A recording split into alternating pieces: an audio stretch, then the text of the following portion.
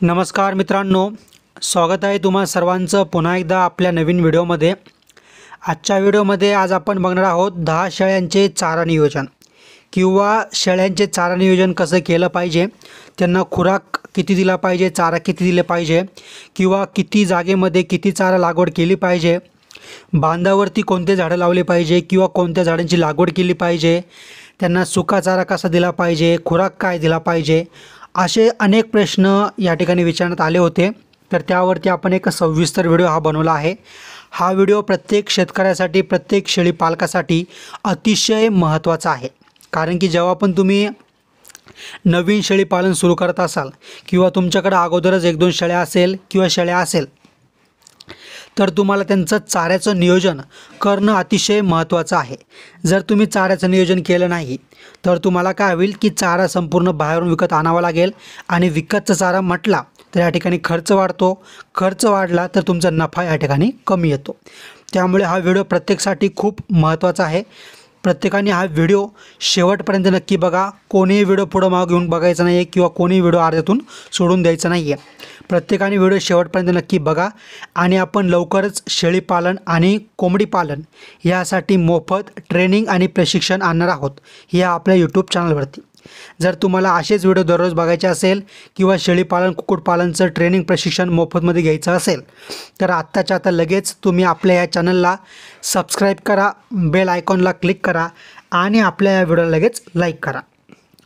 तर बघा, आपण जर 10 शेळी पालन करणार असाल किंवा आपण शेळ्यांचं नियोजन, चाऱ्याचं नियोजन किंवा शेळ्या आपण आणणार असाल तर त्याच्या कमीत कमी 3 ते 4 महिने तरी तुम्हाला काय करायचं आहे, चाऱ्याची लागवड करायची। असं काय होतं की बऱ्याच वेळेस शेतकरी काय करतो किंवा शेळी पालन करणारे लोक काय करतात की डायरेक्ट शेळ्या आणतात आणि या ठिकाणी शेड उभं करतात, शेळ्या आणतात, टाकतात आणि मग चाऱ्याची लागवड करतात। आणि कालांतराने काय होतं की मोजक्याच काही दिवसामध्ये, काही महिन्यामध्ये त्यांचा संपूर्ण चारा या ठिकाणी संपून जातो। चारा संपून गेल्यानंतर त्यांना बाहेरून विकत चारा आणावा लागतो, चाऱ्याचा खर्च वाढतो। त्यामुळंच तुम्हाला आधी 3 ते 4 महिने अगोदर कमीत कमी तुम्हाला 3 ते 4 महिने अगोदर चाऱ्याची लागवड केलेली पाहिजे। मग आता बांधावरती कोणते झाडे लावले पाहिजे, मेन शेतामध्ये कोणते चारा लागवड केली पाहिजे, सुक्का चारा कसा जमा केला पाहिजे, आता त्यावरती आपण सविस्तर बघणार आहोत, बरोबर। मग आता बघा, महत्त्वाचं म्हणजे काय की जर तुम्ही बोकड पालन किंवा शेळी पालन करत असाल तर एक सर्वोत्कृष्ट त्यांना खाद्याचं नियोजन म्हणजे काय की मोकळं सोडणं हे एकदम उत्कृष्ट पद्धतीचं चारा नियोजन आहे, बरोबर। कारण की जेव्हा पण कोणताही प्राणी नैसर्गिकरित्या चरत असतो त्याला तो हवं तसं खात असतो। कारण की शेळीला जर आपण मोकळं सोडलं तर बघा, ती घडीत बोरीचा पाला खाईल, झाडाचा पाला खाईल किंवा ती सुका चारा खाईल किंवा ती जमिनीवरचं बारीक गवतच खाईल। म्हणजे जसं मनात इच्छा राहील त्याप्रमाणे ती चारा खाईल।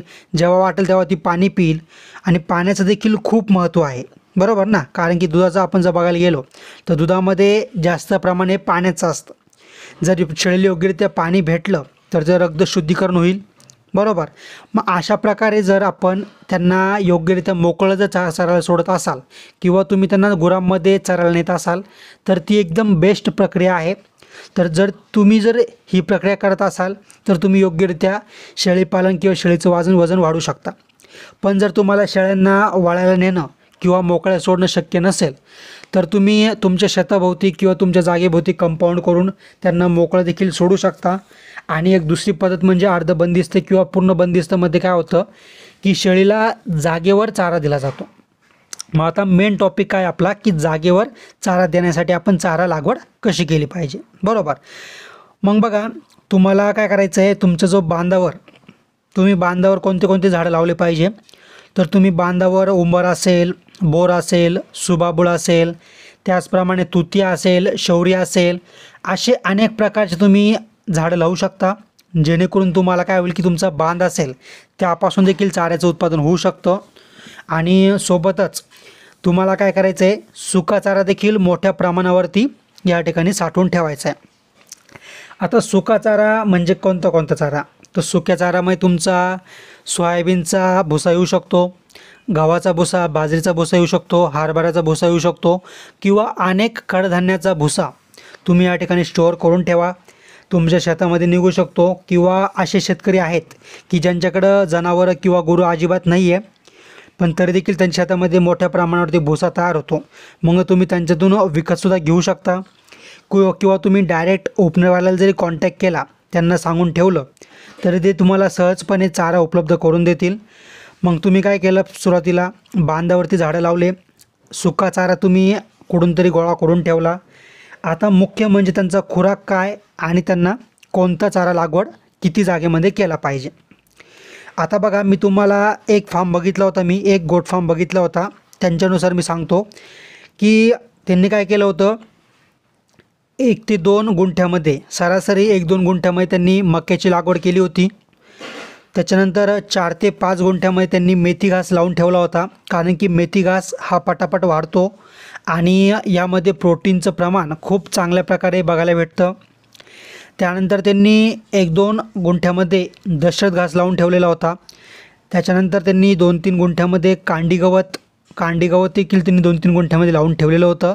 आणि त्यांच्या बांधावरती जर तुम्ही बघायला गेलात तर जास्तीत जास्त झाडं सुबाबलीचे, बोरीचे होते आणि सोबतच शौरीचे खूप मोठ्या प्रमाणावरती होते. मग त्यामुळे ते काय करायचे, वेगवेगळ्या प्रकारचा चारा त्यांच्या शेळ्यांना द्यायचे. म्हणजे काय होतं की आपण माणूस आहोत आणि आपल्याला पण काय की आपण एकाच प्रकारचं खाद्य किंवा एकाच प्रकारचं जेवण दररोज खाऊ शकत नाही आहे.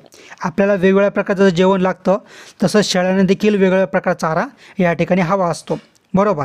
आणि आपण जेव्हा यांना मोकळं सोडतो तेव्हा ते थोडा हा चारा, थोडा तो चारा, कधी झाडाचं पानं खातील, कधी गवत खातील. त्याचप्रमाणे त्यांना देखील वेगवेगळा चारा हवा असतो. मग त्यामुळे आपण काय करायचं आहे, प्रत्येक प्रकारचा चारा त्यांना द्यायचा आहे. म्हणजे प्रत्येक प्रकारचं प्रोटीन असेल, व्हिटॅमिन असेल, कॅल्शियम असेल, त्यांना यातून उपलब्ध होऊ शकतं, बरोबर. मग अशा प्रकारे तुम्ही चारा नियोजन करा. सोबतच तुम्ही या ठिकाणी कुट्टी मशीन घेणं खूप गरजेचं आहे. कुट्टी मशीन घ्यायची आणि हा जो चारा आहे त्यांना देताना डायरेक्ट नाही द्यायचा आहे. त्यांना तुम्ही जर बारीक करून देत असाल तर तुमचा चारा, ह्या चाऱ्याचं तुमचं नुकसान कमी होईल आणि शेळीला चारा रवंत करायला किंवा चारा खायला या ठिकाणी योग्यरित्या ती खाऊ शकते. आता त्यानंतर खुराकात काय दिलं पाहिजे, तर बघा, खुराकामध्ये तसं बघायचं गेलं तुम्हाला विकत देखील खुराक भेटू शकतो. पण आता आपला हा व्हिडिओ आहे की स्पेशली घरगुती खुराक काय दिला पाहिजे. मग आता घरगुती खुराक देण्याअगोदर मी तुम्हाला सांगतो की तुम्ही जितकं पण खाद्य देशाल आणि पाणी देशाल, तिला हवं तसं मनाजोगतं पोटभर तिला खाद्य तुम्ही दिलं पाहिजे. पाणी तिला स्वच्छ आणि जेव्हा पाहिजे तेव्हा तुम्ही पाणी दिलं पाहिजे. महत्त्वाचं म्हणजे की तिला आता खुराक काय द्यायचा, तर खुराकामध्ये तुम्ही 200-300 ग्रॅम दिवसाला मक्याचा भरडा देऊ शकता किंवा मग बाजरीचा भरडा, ज्वारीचा भरडा असेल, गव्हाचा भरडा असेल, बरोबर ना. म्हणजे मका, ज्वारी, बाजरी, गहू भरडा तुम्ही या ठिकाणी तिला देऊ शकता. भरडा म्हणजे काय, तर तुम्ही हे जी कडधान्य आहेत हे एकदम बारीक दळून त्यांना खायला देऊ शकता. किंवा मग तुम्ही काय करायचं आहे, बाजरी, हरभरा डाळ, खोबरं याला भिजत घालायचं आहे आणि त्यात थोडंसं गूळ टाकून त्यांना खाऊ घालायचं आहे. अशा प्रकारे तुम्ही खाद्य देऊ शकता. किंवा मग तुम्ही 1-2 दिवसातून किंवा दिवसाला गुळाचं पाणी देखील तुम्ही त्याला देऊ शकता. आणि महत्त्वाचं म्हणजे तुम्ही थोडासा सुका चारा द्यायचा आहे आणि थोडासा ओला चारा द्यायचा आहे आणि पुरेसं पाणी, या काही गोष्टी खूप महत्त्वाच्या आहेत. जर तुम्ही योग्यरित्या चारा नियोजन करत असाल तर तुमचे बोकडा असेल किंवा तुमची शेळी असेल, हिचं वजन वाढायला खूप पटकन हिचं वजन वाढेल. सोबत हिचे रोगराईचं प्रमाण या ठिकाणी कमी होऊ शकतं आणि तुमचं उत्पादन वाढू शकतं. तर अशा प्रकारे आजच्या व्हिडिओमध्ये आपण 10 शेळ्यांचं चारा नियोजन बघितलेलं आहे. तर तुम्हाला हा व्हिडिओ कसा वाटला मला नक्की कमेंट करून सांगा. सोबतच दुसरी कमेंट अशी करा की तुम्ही हा व्हिडिओ कोणत्या जिल्ह्यातून बघत आहात आणि तुम्हाला किती शेळ्यांचं शेळीपालन करायचं आहे ते मला कमेंट करून तुम्ही नक्की कळवा. सोबतच येणाऱ्या काळात तुम्हाला कोणत्या टॉपिकवर, कोणत्या विषयावरती व्हिडिओ पाहिजे मला लगेच कमेंट करून तुम्ही ते देखील नक्की सांगा. आणि व्हिडिओ बनवायला खूप मेहनत लागली आहे, तर प्लीज सर्वांकडे माझे हात जोडून विनंती आहे, आत्ताच्या आत्ता प्रत्येकाने या व्हिडिओला लगेच लाईक करा आणि असेच व्हिडिओ दररोज बघण्यासाठी आत्ताच्या आत्ता लगेच आपल्या चॅनलला सबस्क्राईब करा, बेल आयकॉनला क्लिक करा आणि व्हिडिओ कसा वाटला ती प्रतिक्रिया तुम्ही व्हिडिओच्या कमेंटमध्ये नक्की सांगा. सोबतच अतिशय महत्त्वाचं म्हणजे की जेव्हा पण तुम्ही कोणताही व्यवसाय सुरू करशाल त्या अगोदर तुम्ही तुमची स्वतःची देखील माहिती आधी जमा करा. कारण की बरेच लोक काय करतात की अर्धवट माहिती घेतात आणि खूप मोठी गुंतवणूक करतात, नंतर त्यांना नुकसान होतं. मग नुकसान होऊ नये यासाठी तुम्ही तुमची स्वतःची माहिती गोळा करा. मीच नाही तर माझ्यासारख्या अनेक लोकांकडून तुम्ही आधी माहिती गोळा करा, अनुभव घ्या, मार्केट विक्री नॉलेज घ्या, रोगांबद्दल माहिती घ्या, खाद्याबद्दल माहिती घ्या.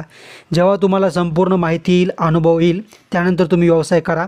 तुम्हाला नक्कीच फायदा होतो. कारण की ह्या व्यवसायामध्ये जितका फायदा आहे तितका रिस्क पण आहे, नुकसान होण्याचे चान्सेस पण असतात. जेव्हा तुम्ही पुरेपूर माहिती घेशाल तेव्हा तुमचं नुकसान होण्याचे चान्सेस खूप कमी प्रमाणात होत असतात. त्यामुळे तुम्ही अगोदर पूर्णपणे माहिती घ्या आणि मगच या व्यवसायामध्ये उतरा.